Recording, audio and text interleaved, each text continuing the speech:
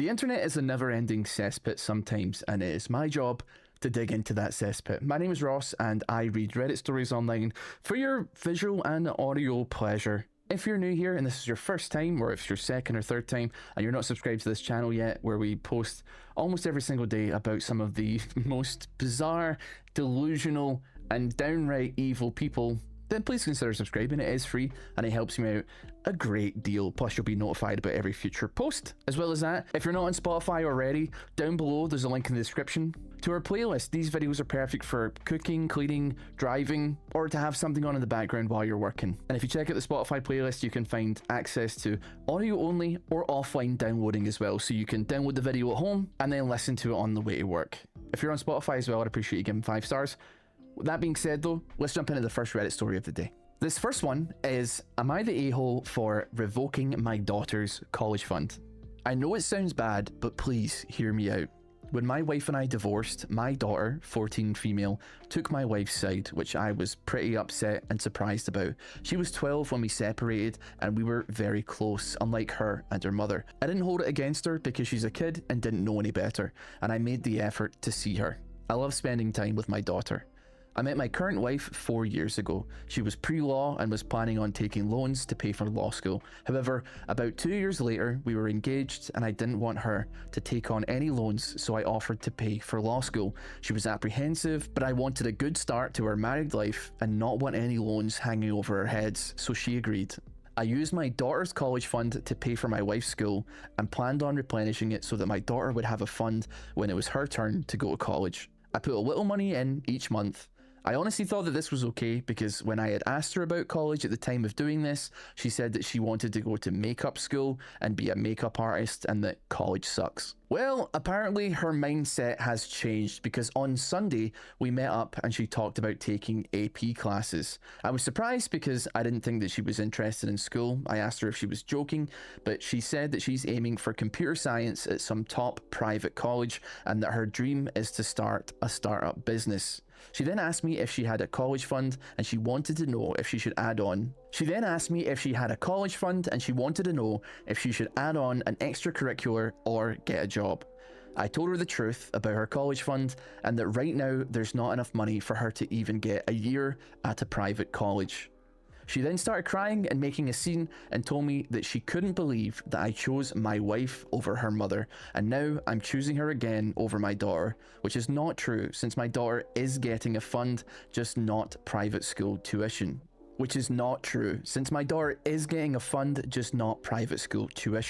She then called my wife a bunch of awful names that I won't say here.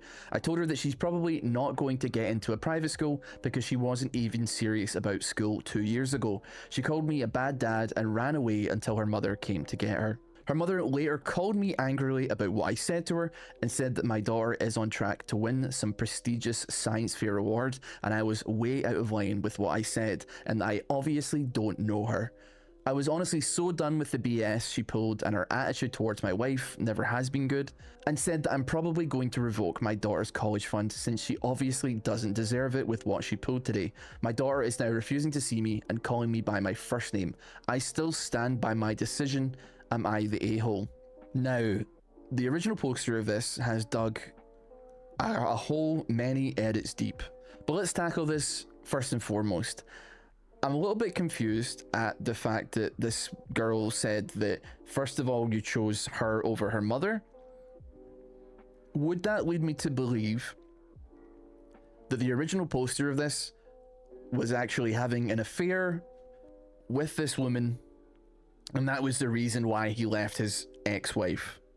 Because her saying, you chose her over my mother, seems to indicate that he left her for his now wife, which is already pretty bad, but then draining a college fund dry for a fully grown woman who has the capabilities of working and paying back those student loans herself is completely and utterly absurd, evil, and also, it's not his money. I know that it's technically his money, he earned it, he made it, but this was a fund that was specifically for her. You're not allowed to just dip into it and take out of it when and if suits you. You put it in there, it's not coming out until your daughter is ready to go to college and tuition funds are due. why don't we dig into some of the edits that this original poster has actually made on the subject? I think it's pretty safe to say that a lot of people tore into him for stealing money from his daughter and probably or possibly completely ruining their relationship permanently. Doesn't seem like it was on the most stable foundation to begin with. However, why don't we have a read? So the first edit says, "I'm done with the rude comments about my wife. It's I the a-hole, not is my wife the a-hole." I think that's true, probably. I don't think that his wife had any right if she knew where the money was coming from. I think she should not have accepted it at all. She was apprehensive, sure, but it's not her money, and it's certainly not even her husband's money. It's, I guess, her stepdaughter's money. Not that you guys deserve any additional information, but my wife really is great. I'll accept an a-hole judgment for me cheating. Okay, so it is confirmed that they did then. It is confirmed that he cheated. Even though it's really not what I'm asking in this post, but everyone seems to be hell-bent on it. I was a super a-hole for cheating. Happy? My wife wasn't. When we met, I was 32 and she was 20. We had a casual relationship and I didn't mean to start it, but she was so amazing and had such a vibrant personality and I was really depressed at that time, but she helped uplift me. I didn't tell her I was married, only that I had a daughter, and I know that it's bad, but I didn't feel married to my ex-wife at that time. I was so unhappy, and she was too. My wife and I had an amazing relationship, and as she was going to be graduating college soon, she wanted to get serious. I told her the truth, and my wife was upset, but she decided to forgive me. I proposed and introduced her to my daughter, and she hoped that we would be a family. She was nothing but kind to my daughter, but my daughter was hostile from the minute she met her. Never gave her a chance. My daughter and my mum would play cruel pranks on her, like organising a date and never showing up, ruining her wedding dress, spreading rumours about her to all of my relatives, making fun of her to her face. My wife took the high road and forgave all of that, only speaking highly of my daughter. Even to her friends, she'll brag about how pretty and amazing my daughter is and how she's sure my daughter will accept her when she's a bit older. So yes, my wife is a saint and an amazing person. Stop dumping on her Reddit. You got your backstory. I think it's safe to say that given the start of the relationship with this woman, I think it's pretty obvious that your daughter is going to be extremely hostile. I can appreciate the fact that your wife wasn't happy, your wife was miserable, you were miserable, you weren't happy. That's still absolutely no excuse. You can have a conversation with each other. Whether you choose to separate or not is entirely up to the mutual interest of both of you, but you can't just go throwing your willy around without having that conversation, because that's a surefire way to get your daughter to hate you. Once you two are separated and you've told your daughter and you've amicably decided that this relationship has run its course, then sure man, you can do whatever you want. But building the relationship, especially with your brand new wife, on such a thing, bad idea, bad vibes. Let's have a look at the second edit from this guy. So edit number 2 says, I will keep my daughter's fund and try to add enough money for private school. If she doesn't apologize and consider my wife her family though, she won't be getting it. That is, I mean, you're holding that money hostage. You're kind of, I don't know if it's like blackmail necessarily, but I guess it's like emotional blackmail. You're forcing her, if she wants to get a good education, to bend the knee and like submit to your whims.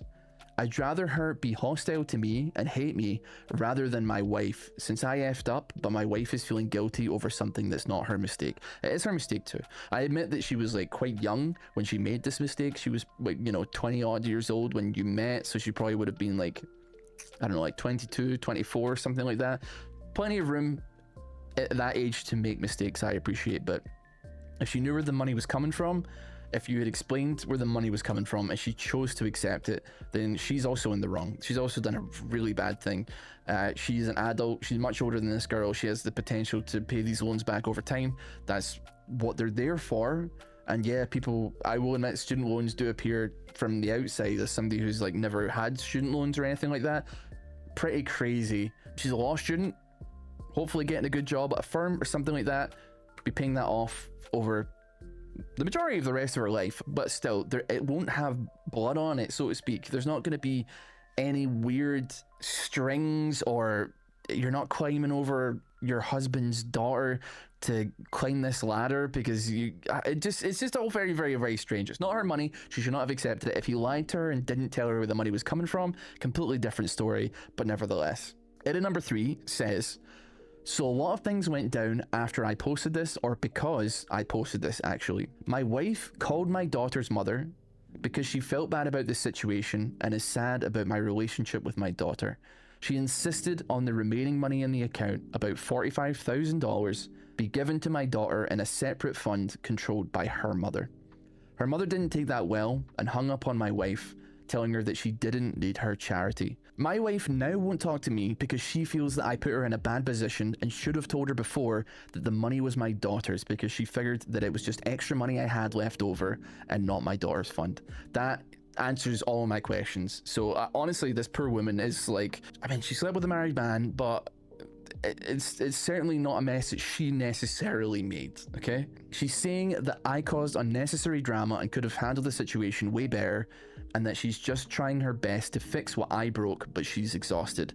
She's currently packing to go stay with her parents for the time being, so that's that. Gotta give shout outs to this man. He has ruined 2 marriages in record time, it would seem like. Almost record time. That's fantastic work. Congratulations. My ex-wife is furious at me because my wife called her and she didn't want to hear my wife's annoying voice. She blew up at me for taking everything so far and is blaming me for ruining everyone's happiness. She says that I can't fix anything anymore and not to even worry about my daughter's fund because she did not raise her daughter to get on all fours and beg, and that she has everything figured out for her daughter now. She thanked me for putting everything in perspective and that I'm no longer permitted to visit or contact my daughter. She has full custody. I'm now sitting here taping this all out and figuring out ways to contest custody. So that's what's happening in my life right now. I just don't get how everything got all messed up when my heart is in the right place. I don't feel wrong. This is delusional. Your heart is not in the right place, okay? You have picked someone over your child. You know, you've picked someone over your child. That's just not right. That's not correct. That is such an evil thing to do. Doesn't matter if there's still money in the account. I have no idea how much like private education is, like high tier private education in America is, but I cannot imagine that it is particularly cheap. If 45k is enough for like only like 1 semester, that is, or 1 year-ish, that is pretty brutal. And it sounds like you took a whole heap of a lot out to pay for your now wife's law degree. You lost full custody. I'm assuming it's because the reason for separation, the reason for divorce was infidelity, but you stole your only daughter's money to give to the woman that you had an affair with, and for that, it's tough for me to think that you deserve anything except the bed that you made and that you should lie in. As it would turn out though, in a juicy twist of fate, we actually have an update from the ex-wife. The ex-wife was forwarded this Reddit post and actually made a post of her own to let everybody know what the situation was. So we're going to read that now. So this is a response, and it is titled, "Am I the a-hole for not dropping out of med school for my ex's mental health?" So a family member, not going to say who, so my ex won't curse him out, forwarded me Victor's post, who I presume is the original poster of the original Reddit post. Victor, if you're reading this, I honestly can't believe you. You don't give 2 ticks about Rachel, and now neither does she. I'm assuming also Rachel is his daughter. I debated about posting this, but I want an answer from unbiased people who are not close to me. Also, this is not about a relationship, but if I was the a-hole in this situation. My ex, Victor, and I got married when we were only 20 years old. We'd been dating since our freshman year of high school and were in love at the time. I had aspirations toward med school, while Victor wanted to work in the tech field. However, I had to put a hold on med school for many reasons, including the birth of my daughter. After college, Victor found a nice tech job, so we moved to another city across the country. I found a biotech job in the same city, but I was not happy with the move because of how far I was from my family and friends. I felt lonely and was unable to make any lasting friends. Victor heard me, but he loved his job and new friends, and we didn't move until I got into med school a few years later. Although I had another offer from a school in the city we were currently at, I miss my family and my support system, and I asked Victor if he could compromise for me this time, since we last moved for him. His company was offering the same position with higher pay if we moved too. He was unhappy about it, but agreed once Rachel also expressed her desire to be closer to her grandparents and a chance for getting a bigger house. After I started med school, Victor's unhappiness grew exponentially. He missed his friends, he didn't like his new workplace, and didn't like the toll med school was taking on me. There's so much work and hours, and I barely had any time other than for my daughter Rachel. After my first year, Victor encouraged me to drop out of med school as I clearly didn't like it because of how much work I had, and that he wanted to move back to where we were previously living. I told him that I hated it there, I would only think about moving back for residency after finishing 3 more years of med school. Victor told me that he was worried that this move could cause him depression, and that we had to move back. He said I was being unreasonable and that I don't care about him. Reddit was I the a-hole for not dropping out of med school and moving back to my old city for the sake of my ex. After this, you can guess what happens. By going on Victor's post, it's am I the a-hole for revoking my daughter's college fund? We have a couple comments from the wife as well, who said we got married in 2004 when we were 20 and we had Rachel in 2006. After that we moved and we stayed for about 8 to 9 years.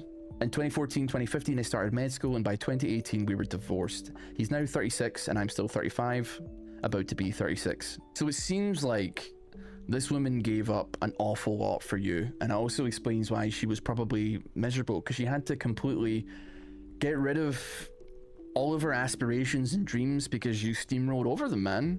You had the same job but it paid even more, but you got to live close to a support network. And also your wife got to do an incredibly fulfilling job in doing med school. But no, you had to steamroll her and make sure that she dropped out so that you could move back to some bizarre comfort zone. It doesn't even really mention if he had a support network there. He just particularly liked that city. With the context of that story, it makes a lot more sense why his wife was so miserable around him and so miserable with him. She gave up her entire life, I suppose, for this guy, and what did he do? He was unfaithful, messed up her life, messed up his daughter's life, and also probably messed up his current wife's life on top of his own. He seems like a miserable guy, just a miserly, unfortunate soul wandering this earth. It does seem like, though, however, he is destined to be alone, and that could probably only be for the best. Looking at some of the comments here as well, just putting the timelines together, so to speak.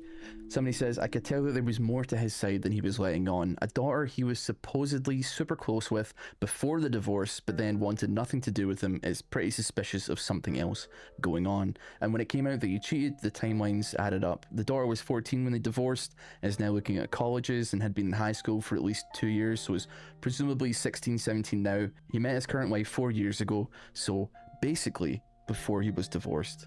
And somebody responding saying it's actually worse. The original poster met his mistress 4 years ago when his daughter was 10, divorced his wife and married the mistress 2 years ago when the daughter was 12. The daughter is now 14 in the post. They wonder if the original poster and his young wife are still together.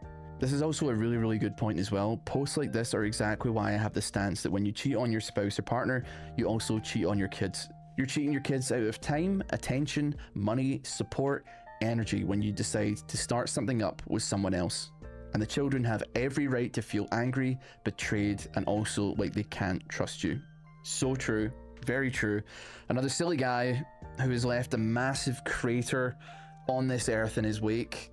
These people really leave no survivors, do they? Regardless, let's move on to the next Reddit story of the day. This one is actually one of my personal favorites, and I thought I'd throw it in here because not everything has to be something super serious. This one is, am I the a-hole because I ate more than my share of a 6-foot party sub last night? What I thought would be a total non-issue has ballooned into a huge problem, and I'm up at 7:05 AM dealing with it. I figured that while I wait for a text, I could post here to see if what I did was really that bad. I'm a big fat guy, there's no way around it. I love to eat, which probably borders on addiction, but I figure since I'm only hurting myself, it's probably better to just live my life. I have some great friends, although there is no doubt I'm the harmless, funny token fat guy of the otherwise pretty good looking group. I guess that sets the stage enough. Last night, my friend hosted UFC and I was invited. He got a 6-foot party sub. I also brought homemade wings that are sort of my specialty. Well, of course, people flocked to the food and I had basically one serving of the sandwich, but people devoured my wings and I didn't get to have a single one. Which is totally fine. That's why I brought them, but maybe an hour later, I was starving. I kept eyeing the sandwich and I'd say that there was about 3 feet of it left. I waited an hour. Then another half an hour and no one had touched it.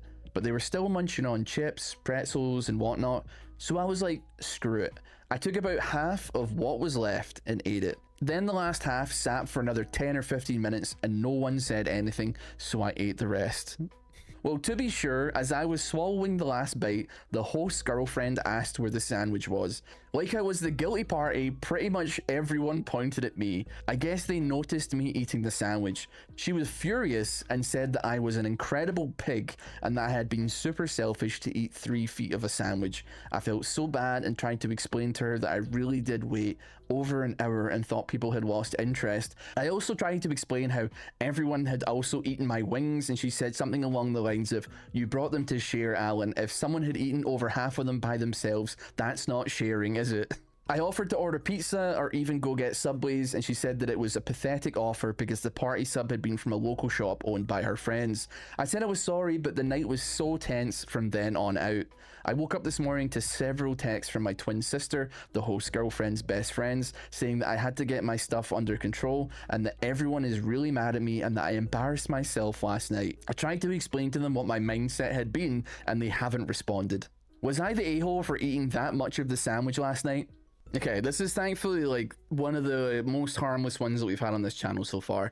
It's not very nice to eat 3 feet of sandwich, and these aren't just like a regular Subway sub. Apparently this is from like an artisanal sandwich shop, so it's actually like probably 1.5 times the width of a regular Subway sub. So it's, you know, it's decently girthy and almost a meter of sandwich. That is a lot of sandwich to eat.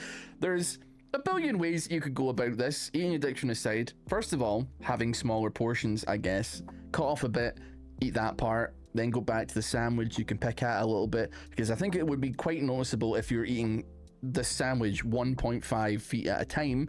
That just seems to me like you're gonna maybe draw attention to yourself. If you're eating a little bit now and then, that's fine. Alternatively, you could just ask people, does anybody want some of this sandwich? Is this okay? And at the end of the night, if nobody's eating it, take it home. There's more than enough sandwich to keep you going for the evening anyway, if you just kind of portion control it, I suppose. Sitting and waiting for an hour and a half watching it and seeing if anybody's going to eat it is probably not the way to go about it. I get it. I hate it. I've been like that at parties too. I understand where this guy is coming from.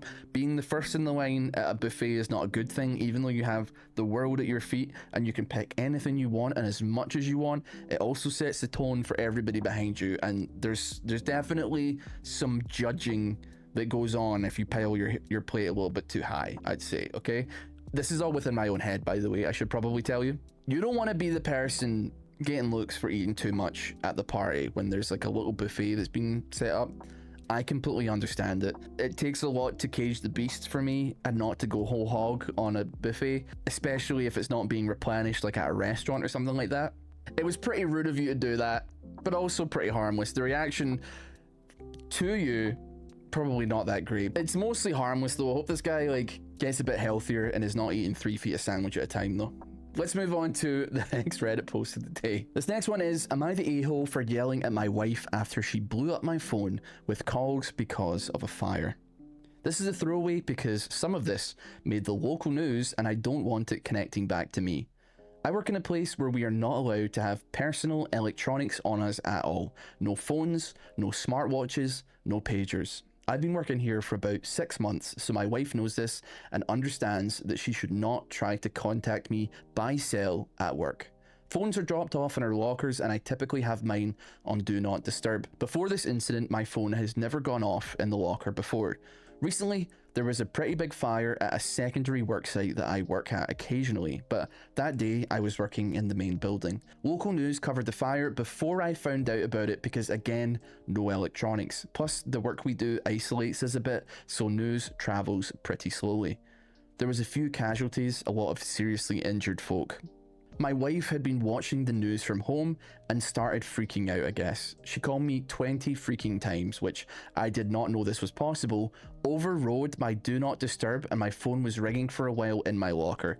In the middle of my shift, I got called into the manager's office and was chewed out and written up for my phone making so much noise. They told me to go take care of whatever it was that was making my phone go off before I went back to work. I won't lie, when I saw those 20 missed calls from my wife, I was seriously peed off.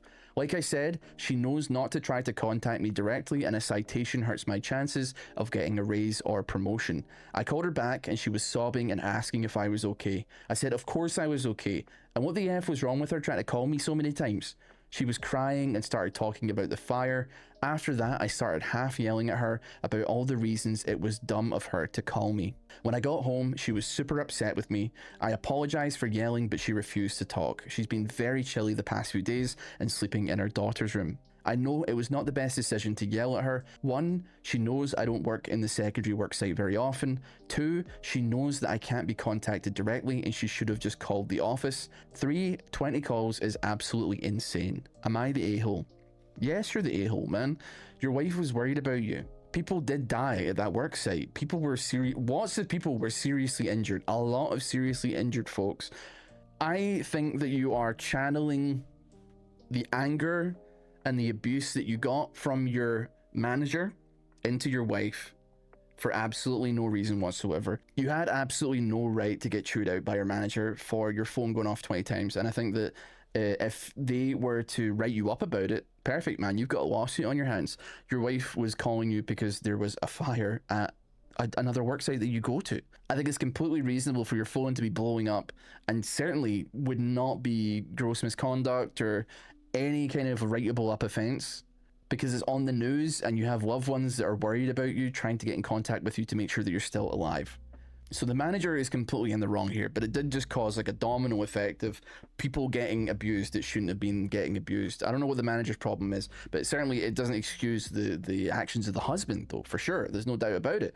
So he took it out on the husband, and then the husband, who's already angry, took it out on her, and he still thinks that his anger was justified. I'd like to think that if his wife was in a similar position, that he would be going through hell and high water to try and find out if she was okay.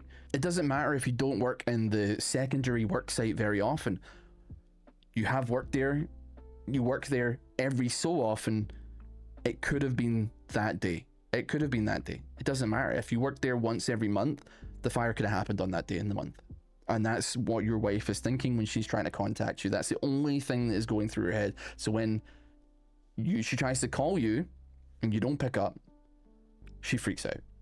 And at this point, you're saying that she should have just phoned the office.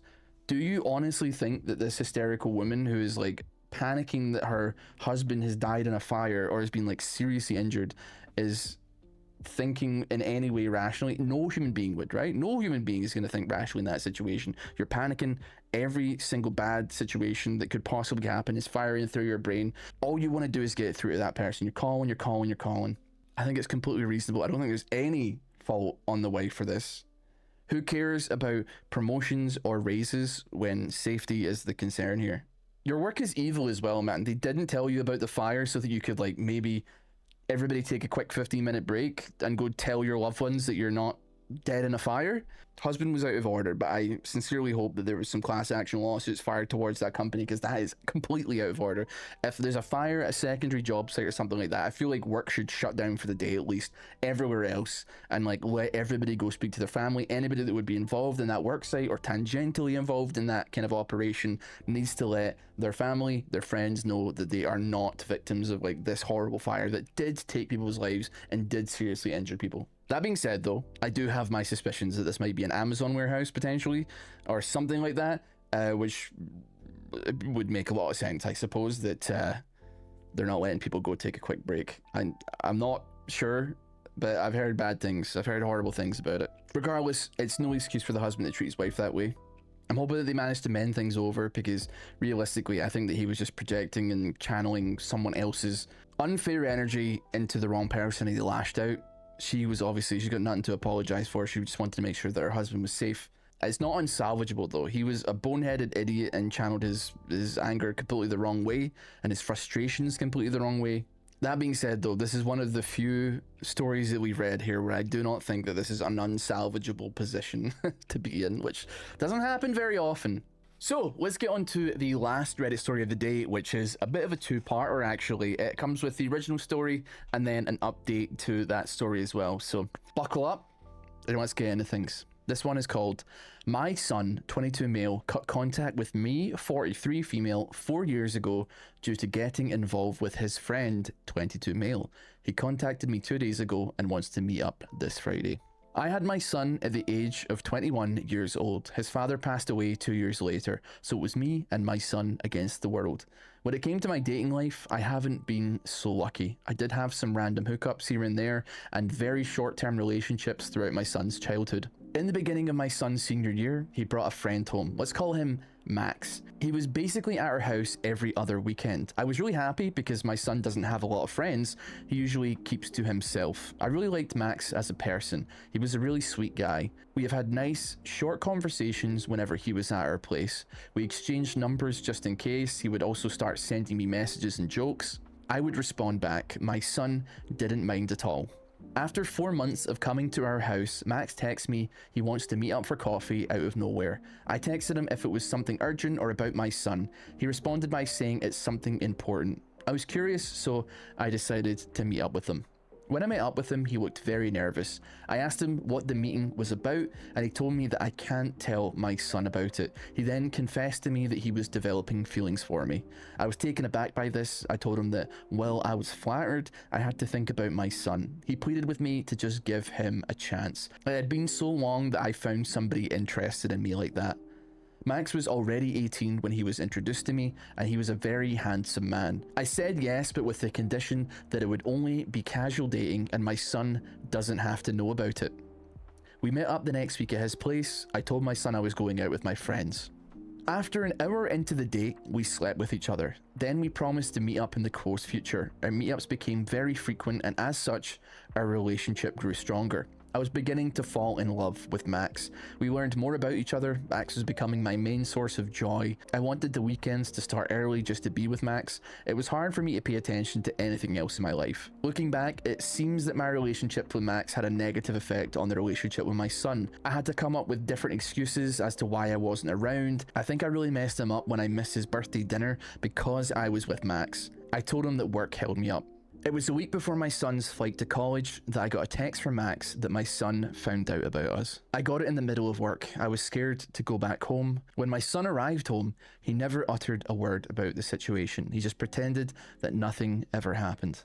He seemed very cold to me, never looked at me in the eye, and gave one-word responses. When it came to dropping him off, he didn't even give me a hug or even look back at me when it was time for the flight to even wave goodbye.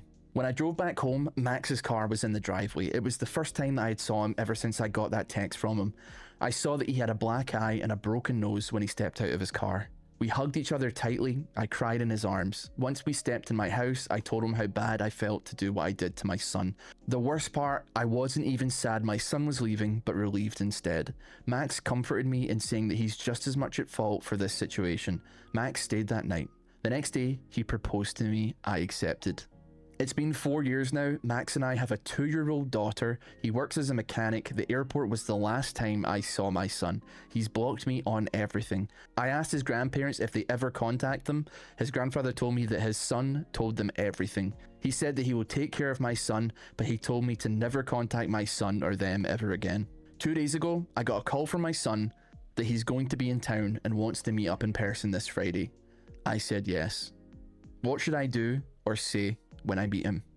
So that is the beginning of this story, and oh my god, that is absolutely horrible. I don't even know how you would feel in this particular situation if you were her son, but I suppose we don't have to wonder, because we do have the update this woman posted after meeting up with her kid. Let's find out what went down.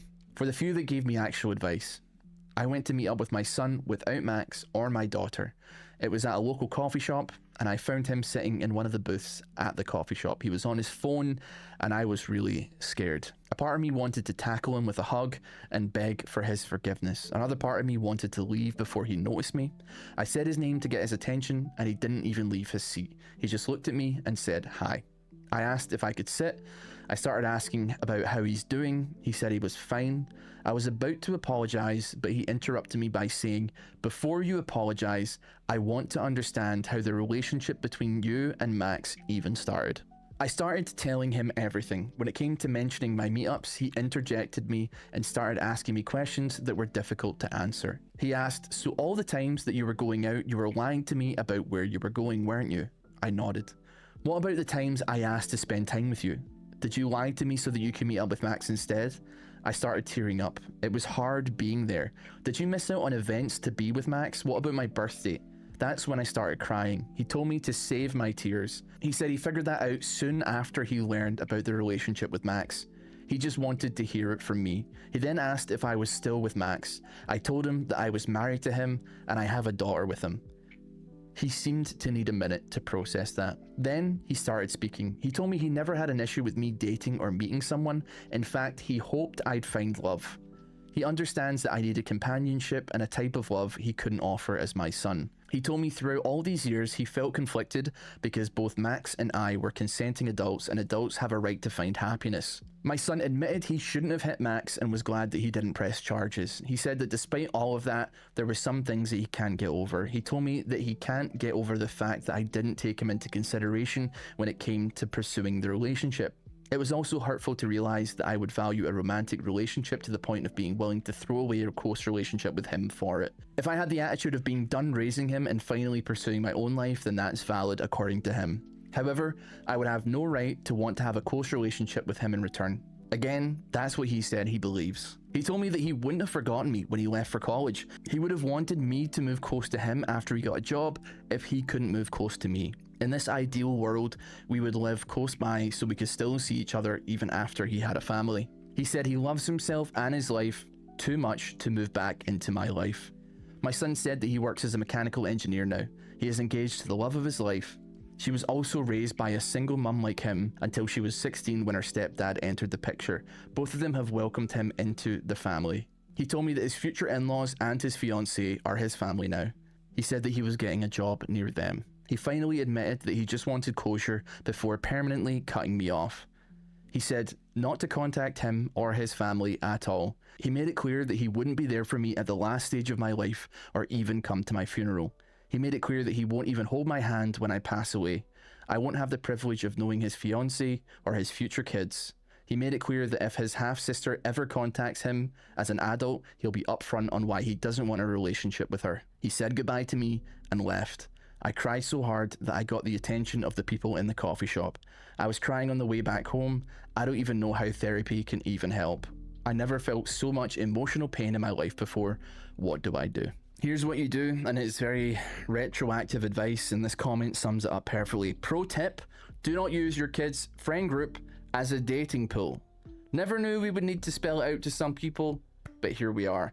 There are literally 1 billion people on this earth that are age appropriate and also not friends with your son that you can pursue, look for. It might take a while, and I appreciate that your kid went through a lot with losing your husband and his father, but of all the people on this earth that you could choose, why on earth would you choose your son's best friend? How is he ever in a million years supposed to accept that, especially now that his ex-best friend is having a child with his mother? That is so unbelievably cursed. What are you meant to tell people? How are you meant to tell people that you met, or if they ask about the age difference? Now, I understand they are very technically consenting adults. There is an age gap, but he's over the age of 18. He can do what he wants. She can date whoever she wants, provided that they're of age. But it's such a social taboo. It's such a horrible choice to make. And the consequences are obviously rippling even today. He doesn't want anything to do with you, and I think that's completely fair enough. But you've not only ruined a relationship with your son, who's to say that this doesn't have a horrible knock-on relationship with his ex-best friend, your current husband, or your current baby daddy, and also your child, because emotions are just flying left and right. But I mean, not only that as well, you've ruined a relationship with his fiance. You're never going to get to meet any of his kids or your grandkids. You've lost an integral part of your support network, somebody who has literally been there for you since his day one, and you've been there for him since his day one, somebody who was backing you to the ends of the earth, and you have thrown it all away because you decided to chase somebody that you shouldn't have been with. The icing on the cake has got to be missing out on like social stuff with your kid though. Like completely missing his birthday dinner. Imagine your own mother not showing up to your birthday. Like, that's like one of the people that you expect is like a given to show up. I know you mentioned that your son didn't have a lot of friends. I get it. It's relatable, but like you kind of like trust that your mother, like at least for me, if my mother wasn't available on that day for a birthday dinner for me, I would change the day. I would change the day so my mother could be there with no questions asked. But she skipped out on her son's birthday so that she could fool around with his best friend. So not only is his mother not there, but his best friend is also not there. What a shambles that is. She is absolutely reaping what she sowed. She is finally coming to terms, I guess, with the consequences of her actions, and those consequences are dire, and those actions are absolutely biblically bad. They're horrible decisions to be making. They're awful decisions to be making. She's got what's coming to her. I feel bad, honestly. Once again, it's always like the kids that are kind of the ones that suffer here, but I can't imagine what the son's going through. And you've now got a fiance that's never going to meet her mother-in-law. You've now got like grandkids that are never going to meet their grandmother. And whose fault is that? On that horrible bombshell, we'll end things off there today. Thank you so much for spending some time and some company with me. If you're watching this on YouTube and you haven't already subscribed and you've made it this far through, I would greatly appreciate it if you would hit that subscribe button. It's free, it's easy, but it helps me out a lot in the old YouTube algorithm. If you're watching on Spotify, if you could 5-star the show, then I'd greatly appreciate it. And if you're not on Spotify already, you've got audio-only listening, as well as you've got downloadable content so that you can not use up your data while you're out and about, or you can just have it on while you're cooking, cleaning, driving to work, doing whatever you want to do. Until next time though, thank you so much for watching. I feel blessed to be keeping you some company today, and we'll see you all next time. Bye.